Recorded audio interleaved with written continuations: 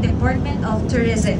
Katuwang ang Salute to a Clean Flag Movement, National Historical Commission of the Philippines, at Armed Forces of the Philippines. Akong inyong tagapagpadali ng programa, Airwoman First Class Joyce Apol Escurabo, Philippine Air Force.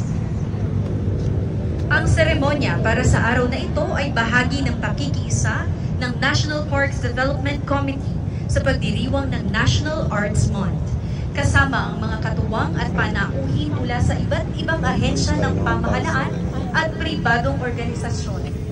Mga kapwa po Pilipino, sa pangunguna ng Chorus Vocals Philippines, sabay-sabay nating awitin ng may pagpupugay ang pambansang awit ng Pilipinas.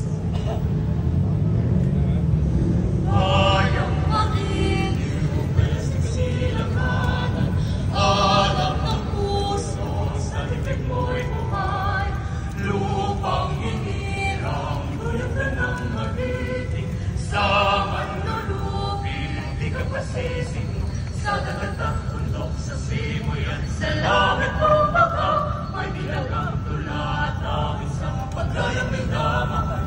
Ang isap ng mataw at mo'y tagumpay na naglilinig. Ang bituin na tarong niyang kailan pang ay magdidig. Lupa ng araw na naman aking pagsinta.